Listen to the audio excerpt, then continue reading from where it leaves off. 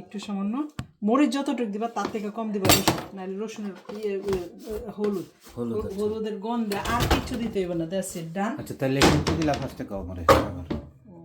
প্রথমে একটু পেঁয়াজ, ছোট একটা পেঁয়াজ, আর যদি বড় পেঁয়াজ থাকে অল্প একটু পেঁয়াজ, আর 3 কোয়া রসুনটা একটু চিকন করে কেটে নিবা, নিয়ে তারপরে একটু লবণ দিবা, দিয়া হালকা তেল, আর আধা চামচ হলো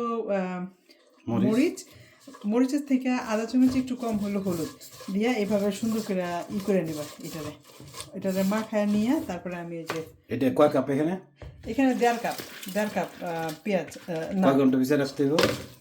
অ্যাটলিস্ট আধা ঘন্টা রাখতে হইব, না হলে এই যে পেঁয়াজ এইগুলা সিদ্ধ হয়ে যাবে তাড়াতাড়ি। তারপরে এই সবটারে একসাথে মিশাইয়া পরে এখানে পরিমাণ মতো একটু পানি,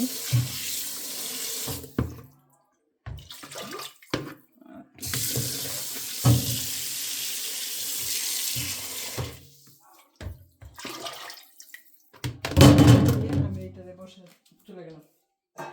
ডাল হয়ে গেল? হ্যাঁ, হয়ে যাবে, নিজে নিজে হইতে থাকবে। এটা তো সহজই, অনেক সহজ, এটা সবচেয়ে সহজ। এত তারপরে আবার এত মজা হয়। হ্যাঁ অবশ্যই। তারপরে এটা যখন একটু পানি দিয়ে দেবেন, ঘন হয়েছে কিনা বেশি, তারপরে হলো এটার পরে হলো যখন এই ডালটা সিদ্ধ হয়ে যাব, আমি এটার একটু গুঁড়া দিয়া তখন এই যে টমেটোটা দিয়ে দেবো এটার মধ্যে। আর তোমার কাছে যদি আমি না থাকি, তাহলে তোমার কাছে যদি এটা বেশি কঠিন মনে হয়, তুমি টমেটোটা একসাথে দিয়ে দিতে পারো। আমি দিব না, কারণ এখন দিব না, কারণ না কঠিন কি আছে, একটু সিদ্ধ হইলে তারপরে গুটানি দিয়া লবণটা দিয়ে তখন এটা দিয়া আর 2টা কাঁচামরিচ দিয়ে দিলে হয়ে গেছে।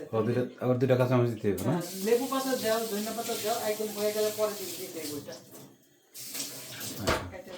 মানে হয়ে গেলে আরেকটু জাল দিতে হবে, লেবু পাতা ধনিয়া পাতা দিয়ে? না, লেবু পাতা কখনো জাল দিবা না, তিতা হয়ে যাবো, আর ধনিয়া পাতার স্মেল নষ্ট হয়ে যাবে। এগুলা দিয়া যখন হয়ে যাবে তখন উপরে দিয়ে বন্ধ করে দিলে। ওকে, ওয়েলকাম টু মাসুমাস কিচেন। আপনারা এভাবে ডাল রান্না করতে পারবেন।